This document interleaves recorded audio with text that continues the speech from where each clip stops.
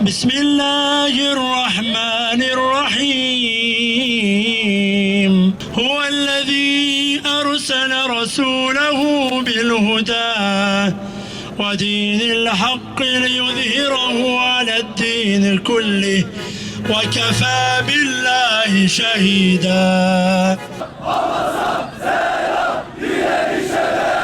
Tekbir!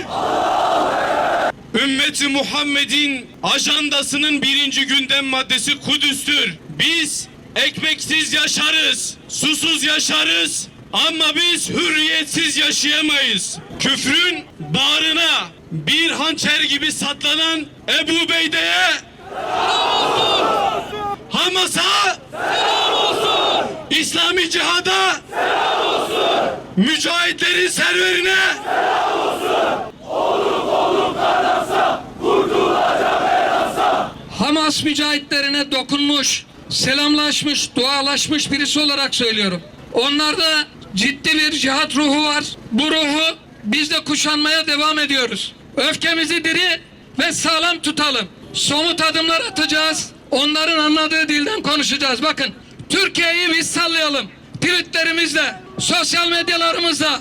Müslüman öldürmenin bedelini andolsun ki soracağız.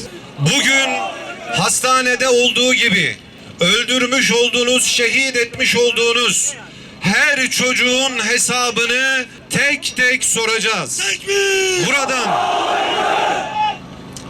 57 İslam ülkesinin liderlerine de sesleniyorum.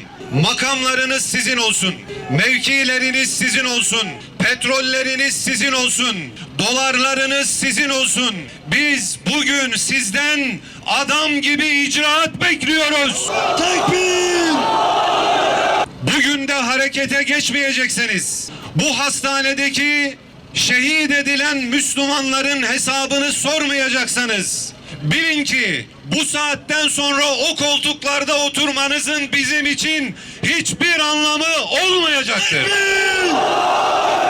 Ordular asaya, ordular asaya, ordular asaya. Yine İslam ülkelerinin liderlerine sesleniyoruz. Eğer Filistin'e, Gazze'ye yardım edecekseniz uluslararası kamuoyunu insanlığa davet etmekle değil, kurşunlarınızla, füzelerinizle, ordularınızla yardım edin artık. Gün geçmiyor ki kafirlerin yapmış olduğu zulümler haddini aşmasın. Biz bunların ilk olmadığını biliyoruz. Şurada Amerika Konsolosluğu'na sesleniyoruz ve Cenab-ı Allah'ın şu ayetini hatırlatıyoruz. De ki ey kafirler! De ki ey kafirler! Yenileceksiniz! Yenileceksiniz! Ve cehenneme sürüleceksiniz! İnne mevudahumus subhu eleyse subhu bi garib. Onlara gelecek azap sabahtır. Sabah da yakın değil midir? Ben köpeğe ısırma diyemem. Ben canavara parçalama diyemem. Tekbir! Ama ben bu ülkeyi yönetenlere sesleniyorum. Ey bu ülkeyi yönetenler! Allah için ne zaman eliniz harekete geçecek? Tekbir! Ey bu ülkenin idarecileri! İsrail'in anladığı tek bir dil var, güç. Başka hiçbir dilden anlamaz onlar. Tekbir!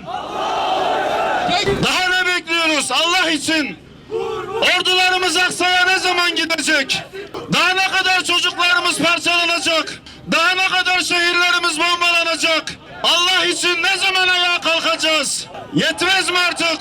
Bugün biz üzülmüyoruz. Şehit olan kardeşlerimiz için izzetleniyoruz, gurur duyuyoruz. Bugünden sonra zillet bizden uzaktır. Ümmetin önünü açın diyoruz.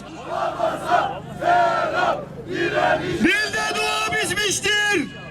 Bütün dünya bilsin ki, Türkiye'deki bütün insanlar bilsin ki, bundan sonra İsrail'in ne kadar adamı varsa, ne kadar destekleyeni varsa, ne kadar taraftarı varsa bilsin ki artık açık hedeftir hepsi. Tekbir! Hepsi açık hedeftir. Tekbir!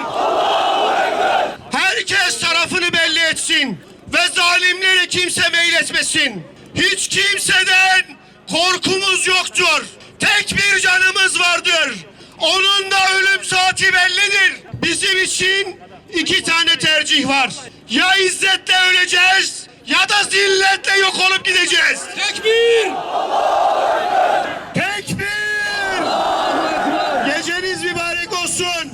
İntikamınız hep diri olsun. Bu saatten sonra bütün İslam ülkelerinde Amerika Birleşik Devletleri'nin askerleri, polisleri, konsolosu bütün Müslümanlar için açık hedeftir. Bundan sonra buradan bütün kardeşlerimize sesleniyorum. Bu Siyonist, bu katil köpekler evlerinden buraya gelememeli. Andolsun ki buradan söylüyorum, hiçbir konsolos görevlisi Adana'da rahat dolaşamayacak. Hiçbir tanesi Müslüman Filistinlilere hem bomba yağdıracaklar hem de aramızdan geçip burada yerlerinde oturacaklar. Vallahi izin vermeyeceğiz.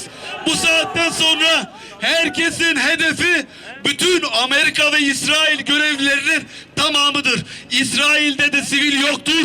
İsrail'deki bütün Siyonistlerin bir an önce gebermesi için Hamas'a, Kassam Tugaylarına inşallah bütün İslam ülkeleri gerekli desteği versin. Mali olarak sıkıntı çekeriz. Ekonomik krize gireriz. Hepsini sineye çekeriz. Ama izzetimizle oynanmasına asla müsaade etmeyeceğiz. Yahya yaşa. İzzettin el Kassam'a. Filistin'de, Kudüs'te, Gazze'de Siyonist köpeklere kan kusturan Hamas'ın yiğitlerine selam olsun.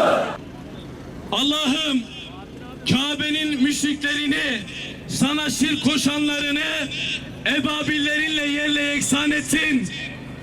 Ne olur ya Rabbi Tel Aviv'i de Ebu Ubeyde'nin Hamas'ın füzeleriyle yerle yeksan et.